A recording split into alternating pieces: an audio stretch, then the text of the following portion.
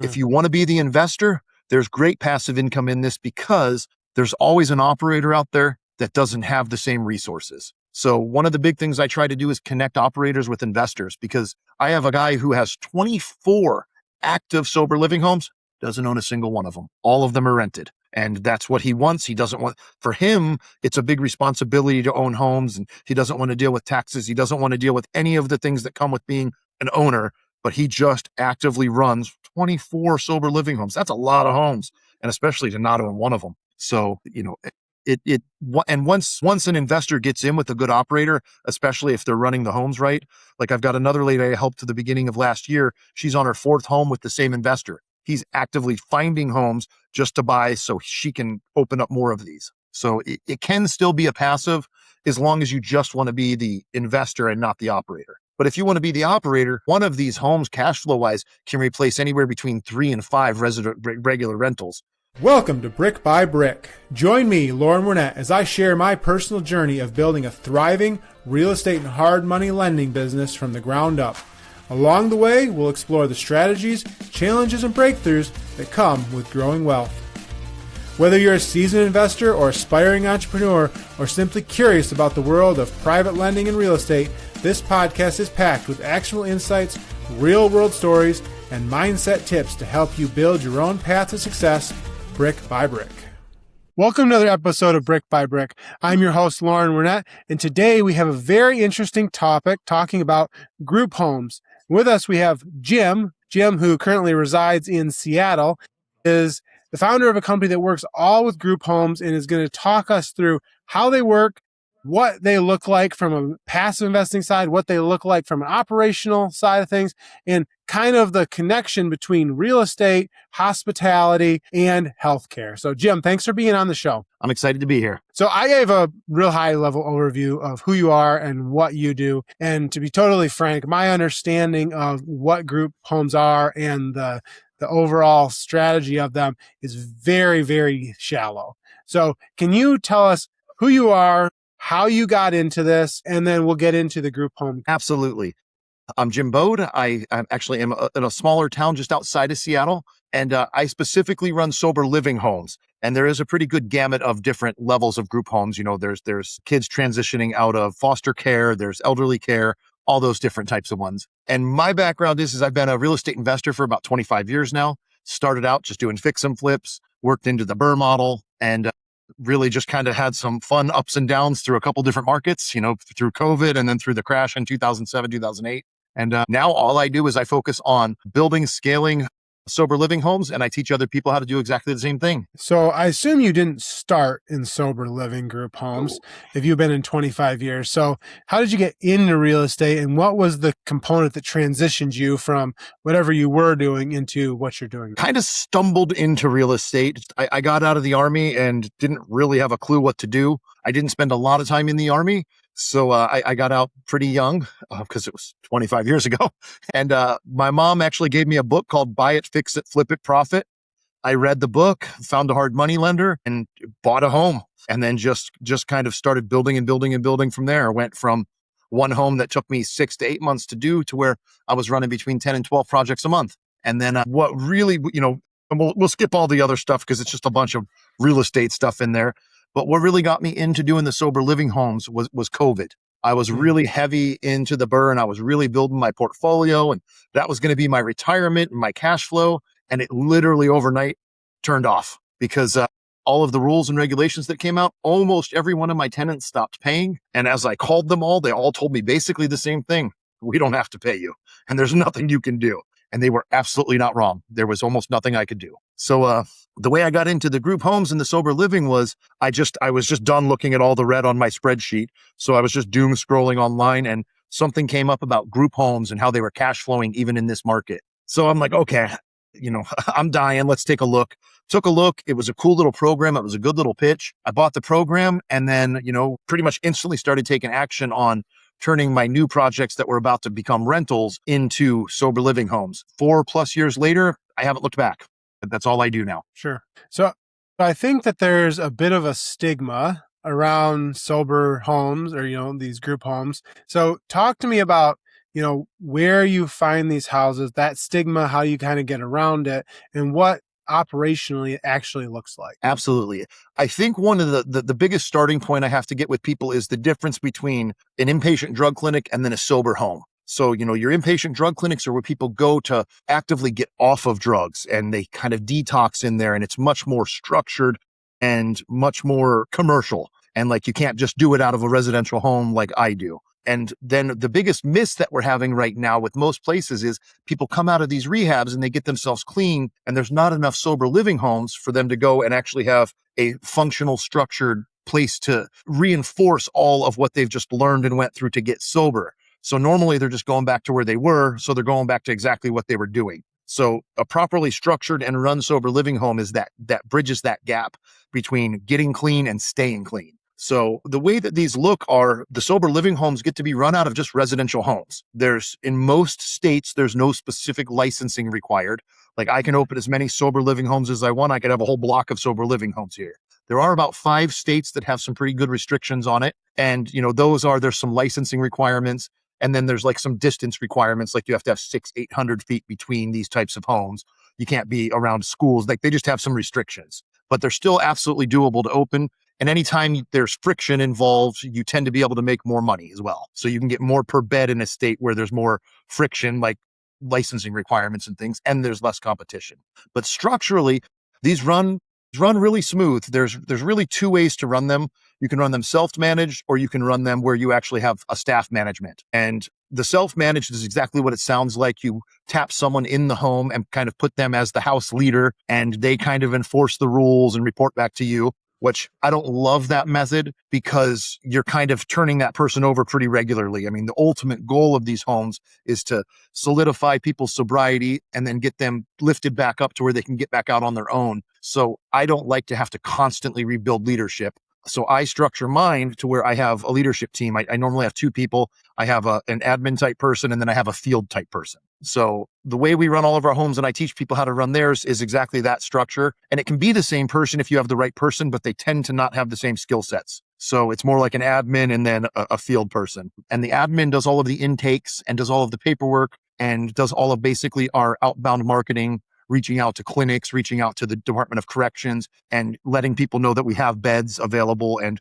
get us new vendors that will send us people. And then our field person runs around and checks on all of the houses, does random drug tests, make sure the chore lists are being followed and people are mowing the lawns and doing everything that they're supposed to do. Got it. And just out of curiosity, how many homes can, say, one admin and one field person cover? Because I assume it's not a 1-to-1 ratio. Oh, no, not at all. I've got 14, and they're both about part-time. So one person could run 20 homes pretty competently. And really, now that I have some really good models and systems, and we've got a great CRM that another company has built out for us, and that has changed our whole game. So I think my staff could probably run the 2 people. If I had to max them out, we'd probably be running 50, 60 homes pretty easily before they're really maxed out. And of course, the biggest factor would be demographics. Like, if my homes are an hour apart, that would be the hardest thing, because to have to go check on that many homes, where I'm at, in one day, you can go check on my homes in a 4-hour time frame. So got it. So you said that there's no licensing for this. Are there areas of cities or certain spots where, like, this not going to fit well here? I mean, obviously you can't put them next to schools and things like that, probably, or is it just, hey, this house meets the kind of criteria we're looking for? And then what kind of homes are you looking for this? And what kind of build out do you need to do on those homes to get these ready for these group? Those are great questions. And really, the criteria is pretty basic. I mean, almost any home works, but the key metrics are going to be your bedrooms. Like, I try to help people just find 4+ bedroom homes. So 4 bedrooms is kind of the minimum barrier of entry, because everything works in those numbers. You can have a pretty good vacancy rate and still be cash flowing.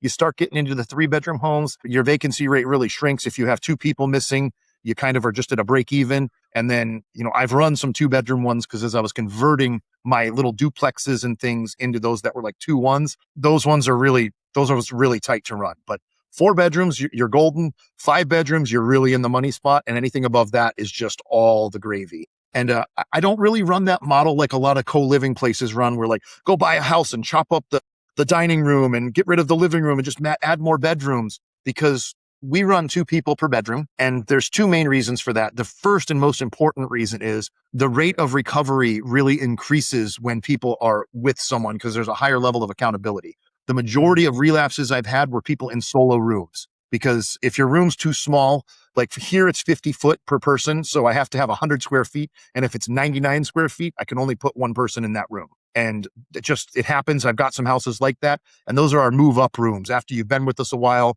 and really solidified your sobriety, we move you into those private rooms. But the other one is, of course, cash flow, because in my area, we get $850 a bed. So I get to bring in $1,700 a bedroom. So the math starts to really make sense on these. You get a 5-bedroom home and you got 10 people in there. Boom, I'm at $8,500 a month in cash flow on that house.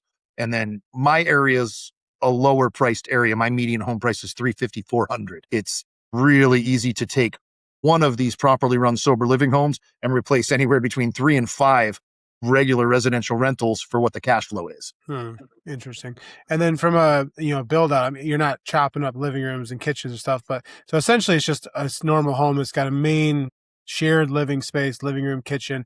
And then do you do anything special to the doors? Like we're going to put exterior doors and locks, or they don't get locks, or it's just... I don't do locks. What I do is I do like the gym style lockers in a common area. So like that way your real big valuables and like any drugs, because a lot of people are taking, different drugs that they're prescribed, and all drugs can be abused. So then that way they have to keep their medications and stuff locked and under key. But really the biggest way you would know if you came into one of my homes that it's a sober living home is I've got a little bit more furniture in the living room. So there'll be an extra couch or 2 that like a normal home wouldn't have. And then there's 2 beds in each bedroom. Other than that, they're just a regular single family home. From the street, there's no difference. We have rules and guidelines, and people have to have curfews, and they have to mow the lawns, and they have to keep everything picked up.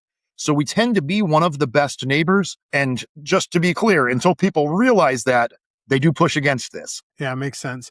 So one of the things that always is a limiting factor for multifamily is parking. Is parking an issue that you run into with this? Well, it surprisingly isn't, because the majority of people coming into your home are literally rebuilding their lives. I'd say 60 to 70% of the people I get come with a garbage bag full of their stuff over their shoulder. So they don't have a car. They don't have furniture. They're moving in there with almost nothing. Don't get me wrong, people will definitely accumulate. And that's where having solid rules and solid guidelines that like, hey, you have to approve any vehicle that you're going to bring on site. You can't work on cars here, and you just have to limit how many cars you do have, because you can run out of parking if everyone ended up getting a car. But I don't have a single house that's been an issue with in 4 years. Talk to me about the rules that you have in place. 'Cause I got to imagine that's got to be pretty important, and probably some trial and error along the way about what rules to put in place, what ones to actually follow, what ones to remove over time. So talking about that. Absolutely. And it's one of the hardest things when you're doing anything trial and error. That's why like I really have packaged everything up nice and tight and neat for people, so you know exactly what to do and what not to do. And the rules are pretty basic. The main way we run our homes is we set the guidelines and we allow them to follow those guidelines or fail. And if they start to fail, then we implement like chore lists. So, here are the chores that need to be done. How you guys break them up is up to you, unless you make me tell you how to do them. And if you make me tell them how to do them, then room number 1, you guys are doing this. Room number 2, you guys are doing this. And then you just break it down and give everybody specific tasks, and you can rotate those tasks. But the most important rules are the recovery style rules. Like, the first 2 weeks people live with us, their curfew is 7 p.m. They have to be in the house at 7 p.m.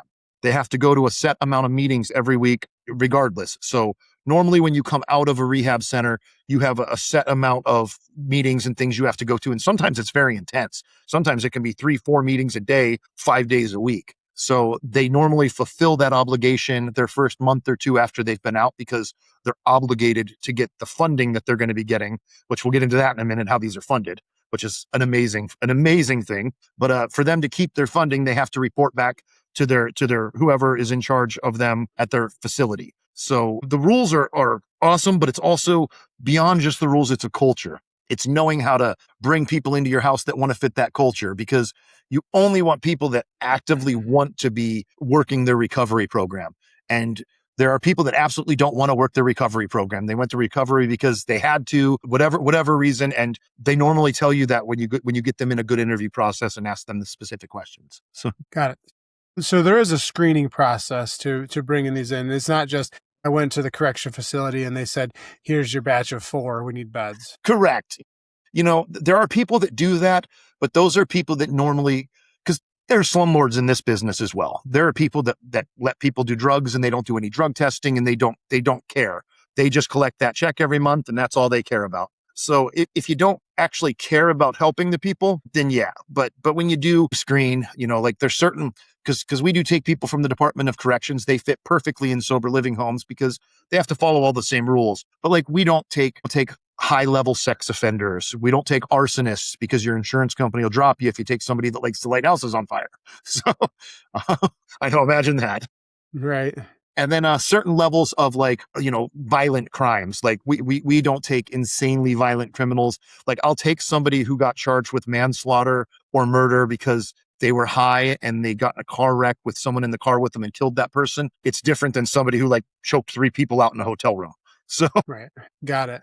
All right. That's interesting. So I guess this probably gets into the payment piece, but you have all these rules in place. How do you enforce them? the beautiful thing about this is we still have teeth to enforce this. I give people, if I go in and I do a drug test and somebody is positive for a drug test, they're out of that house in 15 minutes. And if they don't want to leave the house, I actually can call the police and the police will come trespass them from my house because they're never actually a tenant.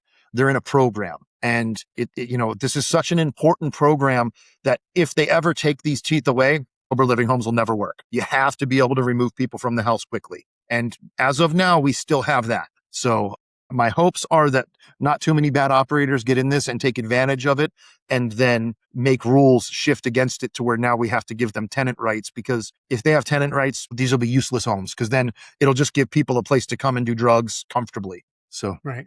So you make it sound like there's active talks of legislation to remove some of these rights. there isn't active talks on it. It's just like anything, though. I think most people don't know about this, and it's kind of my mission in life to educate people on this because we need them so badly. And like anything, when something starts happening and it gets abused, they tend to put more guardrails on it. And I just hope that as we progress, because right now there's case law on this in lots of ways of like cities that are not that try to allow people to not do this in their city, because we are protected under ADA, under American with Disabilities Act, because drug addiction is now classified as a disability. That's how we're allowed to get around, because like my town, if you have more than 5 people unrelated, you can't have more than 5 people in a home that are unrelated. But I'm allowed to do that, and other people are allowed to do that because we meet that ADA guideline. And there's a lot of case law that has won with this.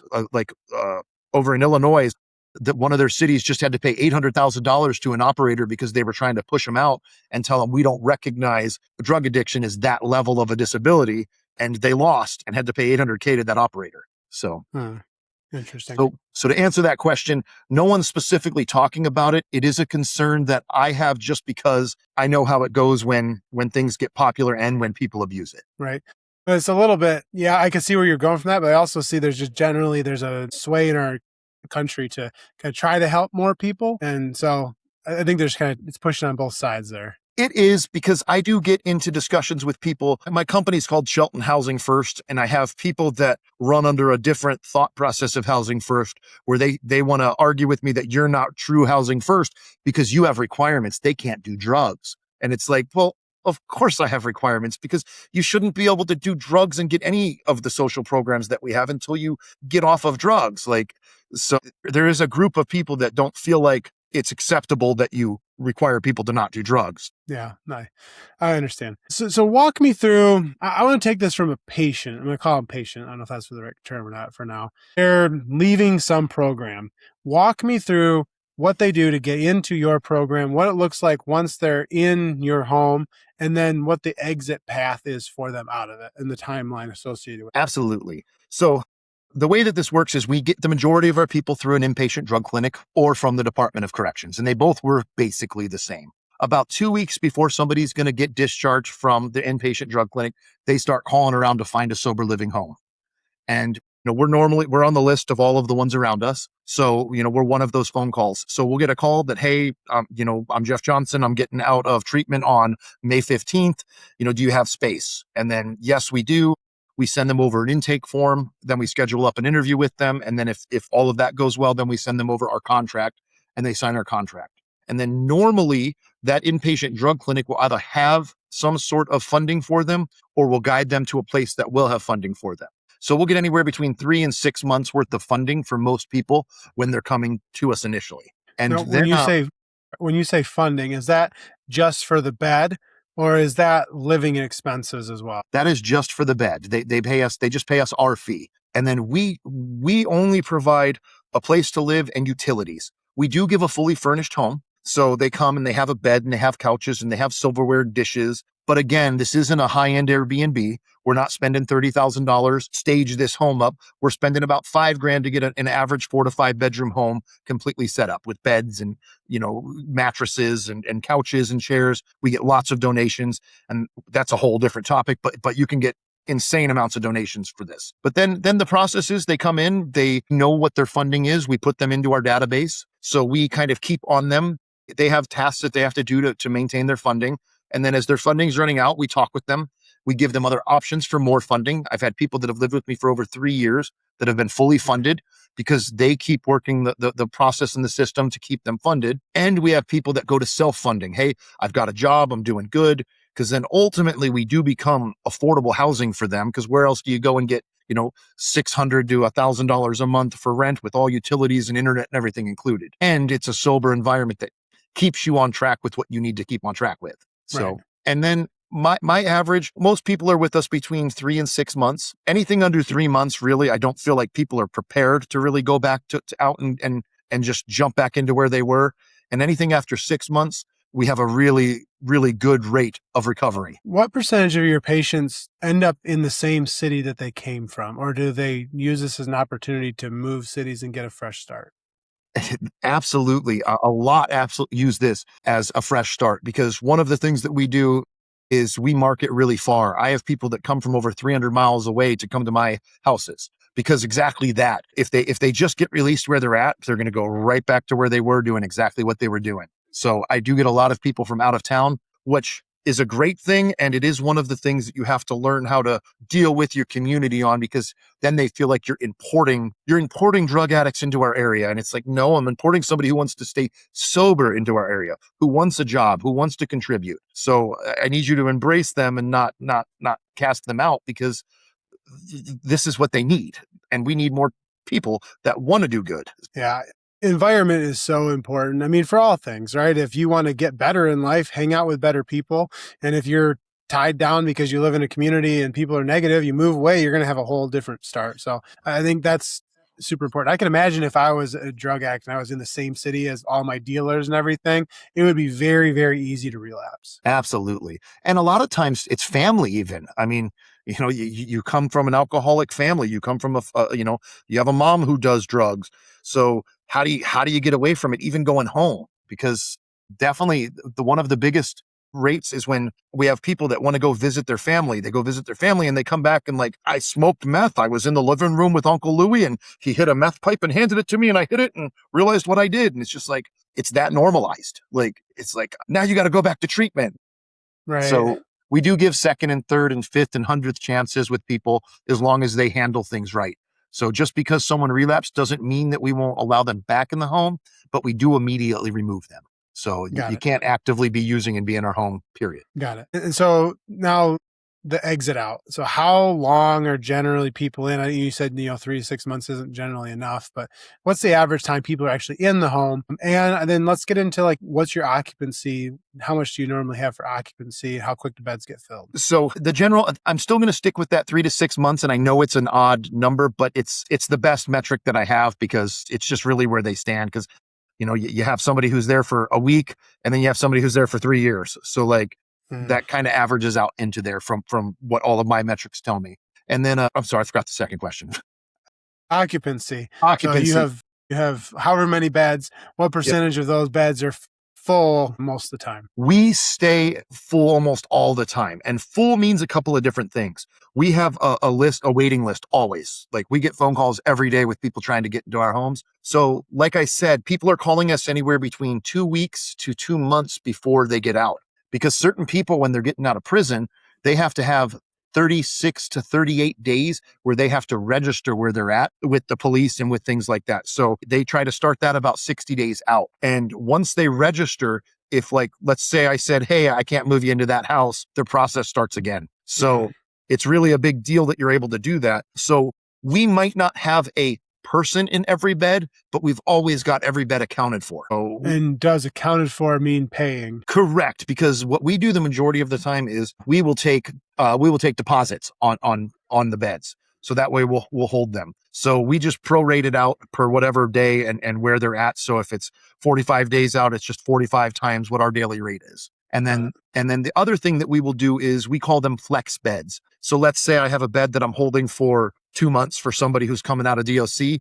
Well, if all of my other beds are full, I will put somebody in that bed with the caveat that, hey, in 45 days, I'm going to move you to a different house or a different bed. It might even be in the same house, because we're kind of to the point where every month we lose people and we gain people. So there's always somebody being discharged, whether it's a good discharge or a bad one, because people, the ultimate goal is to get people into their own place, back to work and back on their feet. So we within a 30-day period, I will always have a bed open up, but that doesn't mean that I don't already have 3 people waiting to get into that. Got it. And are you pretty typical for most operators in this space where your beds are pretty much full all the time?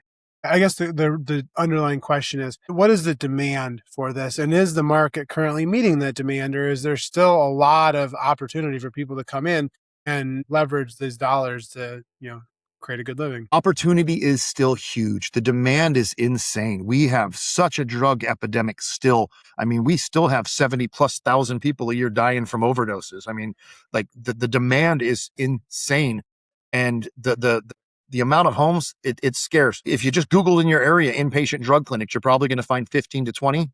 Then try to find sober living homes. You're going to find probably 3 to 5. And there's no way that 3 to 5 are keeping up with the 15 to 20 clinics that are in your area, because they're pumping out dozens of people a month where they can probably take in a few people a month. And so it's definitely not met. And the biggest problem with this is the majority of people that have started in this business didn't start in this business as a business person.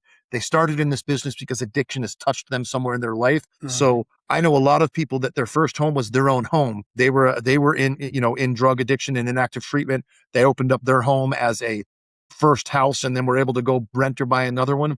But they don't know how to structure a business. They don't know how to, because at the end of the day, you're helping people. But if you don't run this like a true business with a true bottom line, you'll end up not helping people, because you got to be in the black, not the red. And most people, if you run these right, you will have that. But it takes effort. They don't just give me people. We still market to these inpatient clinics. We hit them up every week and say, hey, I've got 3 open beds coming up. Hey, I've got this. We talk to the DOC and we let them know, hey, we're open to taking people from further areas. And you constantly keep growing. You only have 10 drug clinics within 10 miles of your home. Go out to 20, go out to 30, go out to 100. And, get people from across the state come into your homes if need be. I feel like everyone has the ability to do it, but I think it's kind of like anything. If you don't have the right models and systems, you're going to bottleneck really quick. So not the passive investing that we all think about when we think real estate right off the bat. Well, I think that it depends on what end of this you want to be on. If you want to be the investor, there's great passive income in this, because there's always an operator out there that doesn't have the same resources. So one of the big things I try to do is connect operators with investors, because I have a guy who has 24 active sober living homes, doesn't own a single one of them. All of them are rented. And that's what he wants. He doesn't want, for him, it's a big responsibility to own homes, and he doesn't want to deal with taxes. He doesn't want to deal with any of the things that come with being an owner, but he just actively runs 24 sober living homes. That's a lot of homes, and especially to not own one of them. So, and once an investor gets in with a good operator, especially if they're running the homes right, like I've got another lady I helped to the beginning of last year. She's on her 4th home with the same investor. He's actively finding homes just to buy so she can open up more of these. So it can still be a passive as long as you just want to be the investor and not the operator. But if you want to be the operator, one of these homes, cash flow wise, can replace anywhere between 3 and 5 regular rentals. Because I know for me, when I was big balling cash flowing on a rental property, I was making $400 or $500 a month in cash flow that I actually made. I've got homes that bring me in $10,000 and $12,000 a month in top line cash flow. And then I just got to pay my $3,000 mortgage and my $2,000 in utilities and everything else that I pay. So, I mean, I can make 4 or 5 grand on one house. Got it. And I think that's where I was getting to next was what are the financials? You're picking up a house for $350, so you probably have a mortgage for around, and so if you're bringing in give or take, right? Yeah. So then your expenses are a couple grand additionally on top of that. So your net revenue is probably close to like $6,000 to $7,000 a house. On average, it's pretty close to that. Because like my area, I get $850 a bed. I put 2 beds per room. So I get $1,700 per room. So if my 5-bedroom homes, I'm bringing in $8,500 a month off that property. And, so and then, I have bigger houses. I have 10-bedroom houses too. So I've got a little small apartment complex that I have like 20 some people in. So it's really, and it's really relative. If you're in places in California, you can get up to $1,500 a bed, but you're buying an $800,000 home. So right. it is all relative, but still, I mean, you're getting $1,000 a bed in an area like that. You're still cash flowing more than you would if you bought that home and rented it as a door as opposed to beds. Right. So let's say that somebody says, yeah, this is great. I've been buying long-term rentals or whatever. I want to get into it. Where would they get started to go down the path? Do they need to find the house first? Do they need to find the connections with the Department of Corrections or the treatment facilities? What's the first step? Connections is 100% going to be your first steps. Because, the 2 things you really want to make sure is 1, that the demand's in your area, and it normally is. And then 2, you really do want to do some check-in with your city and make sure that before you pop your doors open, you've educated them, because normally that's the biggest issue. I had a guy in Texas who has a 4-plex, and he didn't talk to the city like I told him to. He just popped it up and did it. And the neighbors called and complained, because it's what neighbors do. And the city came out and told him, oh, you got to shut this down. I sent him a bunch of stuff and a bunch of the different case laws. He ended up presenting that to him. And about 2 weeks later, he got a letter saying, we're very sorry for the confusion. Good luck on your home. So it's a lot easier to do that on the front end before you're disturbing your tenants and before you're telling people we might all have to move. What is it about the operation that the neighbors identified that said something's going on here? Is just people coming and going, or? It's that. I mean, I'll just use my 5-bedroom home. When you recognize that 10 people live in that house, you do see it. And I mean, there are things too, like I do designated smoking areas and things like that, because you'd be shocked that the majority of the people that live in my home smoke. So it's, you have 6 guys sitting on a back patio smoking cigarettes. People notice it and see it. And then they ask questions. What do you got going on over here? Oh, we're a sober living home. And, then people say they have a flop house and they have this, and they're going to bring all the bad elements to the neighborhood and not in my backyard. So it happens. But once you educate them, and especially if you actually run quality homes, because they're not all equal. There are really bad homes where people are fighting out in the streets at 2 a.m. But that's bad operations. It's a bad business model. It's just, you've got a bad operator. Same with the regular residential renter. You put some 25-year-olds in there next to the college and they're having keggers every night. They're bad neighbors. So it doesn't mean that because it's a rental property, that it's a bad thing to have in your neighborhood. It just means you got bad neighbors right now. Got it. Are there any like specific area or neighborhood types that you're just like, yeah, probably don't put a home? I stay away from HOAs. They're a battle you just don't want. You can do it. You absolutely can, because the reality is if they don't let you, they're discriminating because you're invoking ADA. But why go uphill? Plus, the other big thing you really want to do is you do want to do what I've always done with my rental properties anyway, was I want to keep them centralized around everything. So like, I don't want them to be rural, because if you're too rural, the majority of your people don't have cars and they do have obligations. Yeah. They have to go to AA meetings. They have to go back to their inpatient drug clinic and do drug tests there sometimes, and go to classes and get prescriptions. So you want to keep around bus lines. You want to keep as around services as you can. All of my homes are almost walking distance to everything. So that is really important. So a 5-bedroom home, less than a block from the bus station, with a get grocery store within 3 blocks in relatively urban area. Urban for where you're at. Like I said, I don't actually live in Seattle. My town has 11,000 people in it. So, it's a Urban smaller or town. suburban. Yeah. Yep. Yeah. So it's a smaller town. And, I stay full and I've run this many homes. They're all in my little town. So it's definitely doable. I know it sounds like a lot of criteria, but you can stretch those as well. Like when the need's there, if it's further out and that's all you can give, then you can be further out. It's just Yeah. in an ideal world, that's what you would want. I feel like the biggest challenge would be just finding the right home in the right area. Well, operationally there's some challenge too. I think there'd be my take would be there'd be a very steep learning curve from an operational standpoint. But the first challenge is finding a home, because if you look at the market, like it's tons of 3.2s on the market, which you said are kind of marginal, but you can start getting into the 4-bedroom, 5-bedroom houses. You're talking about nicer areas and bigger houses. They're going to be bigger dollar amounts. And a lot of those are going to be in HOAs. Quite possibly. And like I said, you don't have to, you can do them in an HOA. It's just, I always prefer the path of least resistance. And operationally, I think like anything, if you don't have the right help, yes, there will be a steep learning curve if you just jump into this and try to do it. And that's absolutely why I created a program that helps people, because I can almost alleviate that learning curve for people. Most of my people are up in 30 to 60 days, full and running. And when you have a pre-done contract and you know all of the rules and you know all of the things to look for and you know who to call and what to say, and just like doing your interview process, when you're figuring out an interview process, what questions do I ask somebody that lets me know that they're not going to be a good fit for my home? So I think like anything, if you're just trying to figure it all out alone, yes, there's a lot there. It's going to take you 12 to 18 months to get it figured out.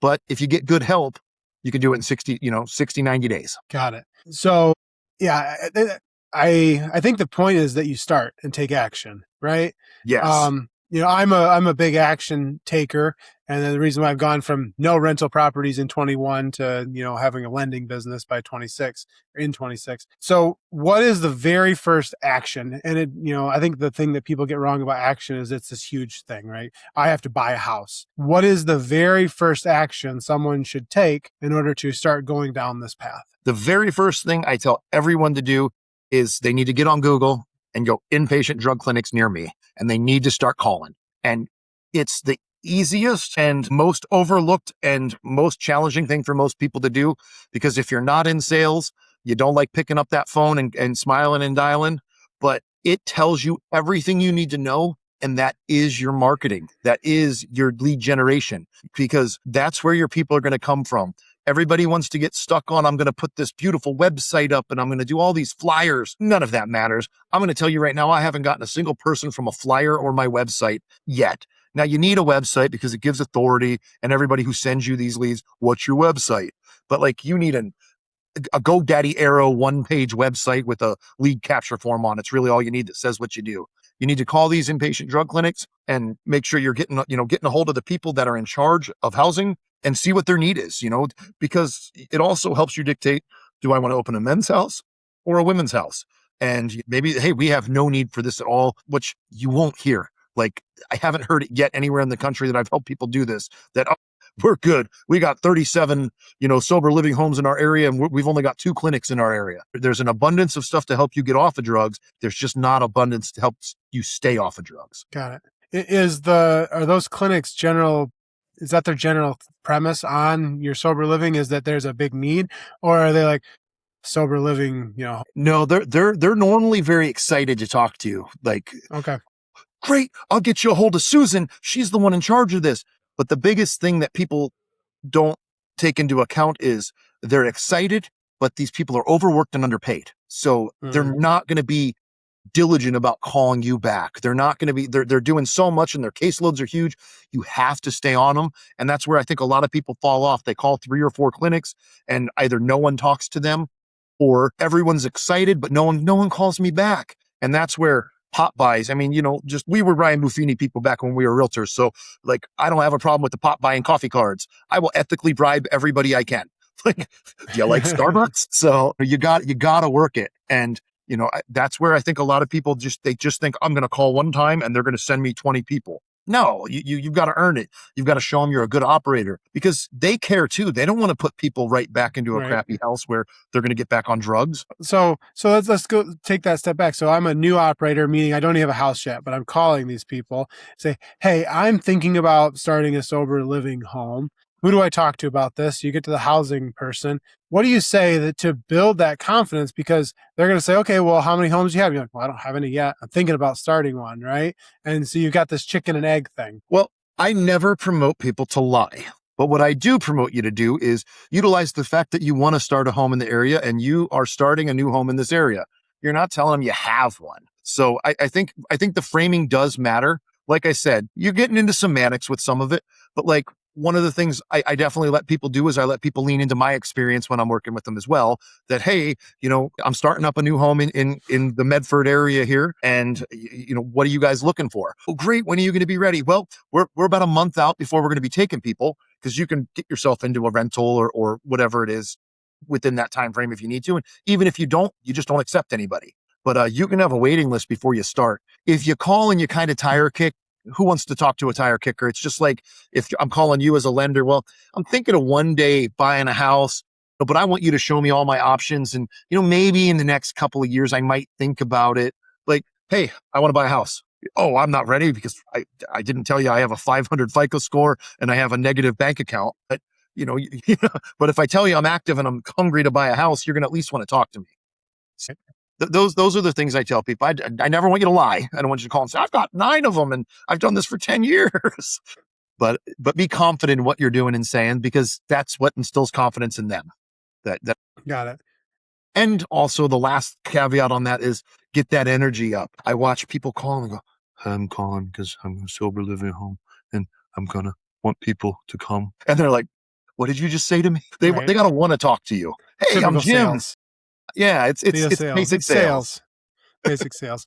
So here's a question for you then. So if I'm a rental owner, like I've got long-term rentals, I don't want to do sober living. Like I don't want to be the operator. How do I find operators in my area that maybe will take my 5-bedroom house that I'm renting for $1,500 a month? And I've had turnover and all these things. How do I find them and know if they're good operators? Yeah, I mean that is a great question. I mean, one of the best ways is there's a lot of groups out there for this type of stuff. So social media is a really good place to dig in for that. Like find sober living groups or group home groups and start posting in there that hey, I've got a 5-bedroom home coming up. Or you find connectors like me who work with people and train them. And then it's just like that. It's interviewing them because they're getting ready to open a business. So how many sober living homes have you done? Well, I haven't done any. Well, who's helping you through this initial process? Well, nobody is. I'm just going to figure it all out. So is that somebody you want to take a chance on? Maybe, but hey, I've got 2 sober living homes going or I've got one going or I've got none going, but I've got this coaching program that's showing me models and systems and how to actually run one of these properly. So, and then it's just protecting yourself with enough deposits and enough things up front that if it doesn't work out for them in those first couple of months, that no harm, no foul, that you'll move them on because it's not like they want to squat on it like a regular tenant. They already live in their own home. If they fail at this business, they're most likely going to just slink away. Not like, I've got the house and I'm going to throw 3 people in here. And Right. but the nice things as the landlord are, when a proper operator comes into these homes, they're not calling you with all the trinkety little things. Hey, my drain's clogged. You have to deal with all that as the operator. I would only call my landlord if, hey, the AC went out. Like that shouldn't be on me. Roof is leaking. Yeah. Yeah, your roof is bad, but not, hey, a window got broken. I'm gonna replace the window. Like you just get a new window. Like I wouldn't even call you and tell you. You would just get a new window and that would be what happened. Unless we talked about it and you wanted to know those things. But like, in the 4+ years I've been doing this, nobody's punched holes in all my walls because it's a well-run business. There's someone there 5+ days a week checking. So, I mean, they never go more than 24 to 48 hours without eyes on that property. There's a hole in your wall. You're fixing this, or you're paying to have this fixed. So like, I got a little off track on what your question was, but like, it's again, it's just interviewing whoever's trying to rent that home from you, and they need to have good action steps and good answers to you. Sure. So let's turn it the other side. So you're an operator trying to find because it sounds like a lot of this is rent. You're renting the property versus just straight buying it, in a lot of cases, right?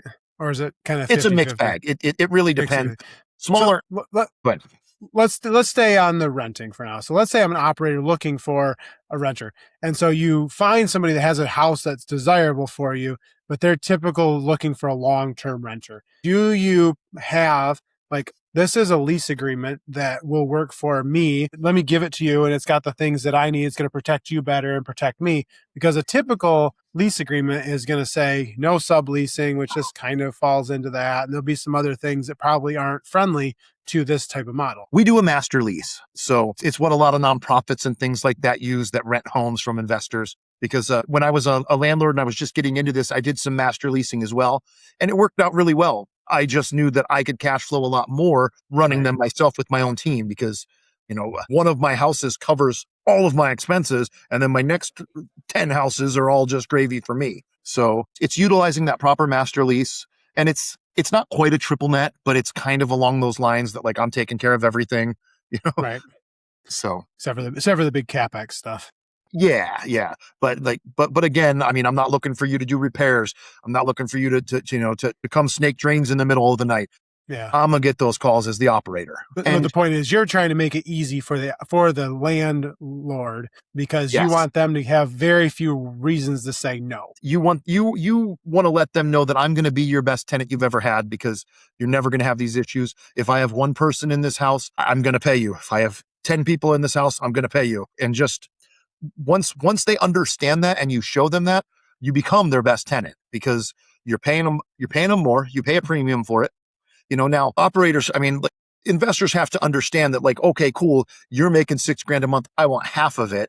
No, because I'm dealing with everything, but like, I'm going to pay you above market rent. Instead of you making $300 a month in cash flow, I can give you 6 or 8.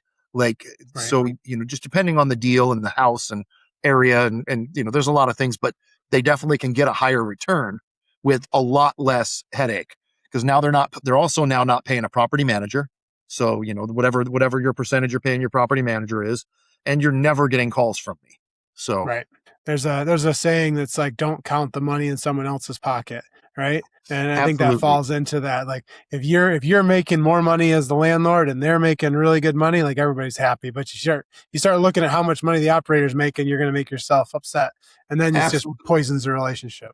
It does. Because if you want to make that money, just become an operator. And the majority of people I work with are, one, they've never owned a rental property, or they've got one or two. Because if you're a smaller, if you're going to only run 2 or 3 of these, you can run them very easily and still keep your W-2 job. And I mean, really, 3 of these homes will put you into a 6-figure income. So like, you get 3 of these up and running, you're leaving your W-2 job most of the time to spend 15 hours a week running these homes and making more money than you were making.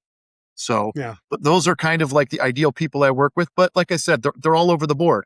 If you want to be the guy that has somebody that you rent 24 homes to, and you get all of that wealth accumulation over the years as they operate out of your homes, heck yeah, that's a win-win too. Right. Awesome. So I know you have a coaching program and a book. So why don't you tell people about that a little bit, where they can find it, how they can connect with you, if any of this kind of spoke to them and they want to learn more. Absolutely. I'm on all of the socials, and Group Home Accelerator is the name of my coaching program. And then just my name, jimboad.com is my website. So super simple. And then my book is Group Home Accelerator. It's on Amazon. Really, the way the way I run my program is I run it through school. So anybody who's not familiar with school, it was a platform basically built to run programs and to teach people out of. And it's just an awesome community of action takers and people that are actively opening and scaling up group homes. So it's really a fun, easy environment to connect with people. And it doesn't take you off track like getting on Facebook or something like that. I get on Facebook to do a training. The next thing you know, I'm looking at widgets and zizits, and I'm scheduled 3 appointments with a company in India to tell me about new AI tools. So Right. so this just keeps it very strict. There's no pop-ups or anything weird when you get into the school group. Awesome. It's been a really interesting conversation. I certainly learned a lot about this. I didn't know really much about it at all. It's very interesting. Is there anything that we didn't touch on or anything you want to leave the audience with kind of before we wrap? The biggest things you kind of hit on, it's about taking that imperfect action. If this is something you want to do, you need to just jump. Just get in there and mess some stuff up, because that's how we all learn the best. And then the other thing is if you only want to do this because you want to 10x your income, just be an investor and find a great operator, because this will not be a good business for you if you don't care about the people. And you don't have to be a good investor, but if you want to be a good operator, you got to care about the people. So that's the two things I'd leave people with. I think those are two great things to lead with, because it'd be very easy to be tempted by the money and miss the other piece and make yourself, I'm a very strong proponent of looking at where you want to be in 10 years and working towards that today versus starting down something just because of money now and then finding yourself miserable in 10 years. And Absolutely. So understanding what drives you and how you can adjust your life to make sure you're hitting that 10-year goal is incredibly important to success. Couldn't agree more. Jim, it's been an honor. Thank you for being on the podcast with us. And to everyone else, thank you for your time, and we will talk to you again next week. Thanks for tuning in to Brick by Brick Wealth Building Conversations. If you enjoyed today's episode, don't forget to subscribe and leave a review. It helps more people find the show. For more tips, resources, and updates on my journey, follow me on Invest with Lauren. Let's keep building wealth, one brick at a time. See you next week.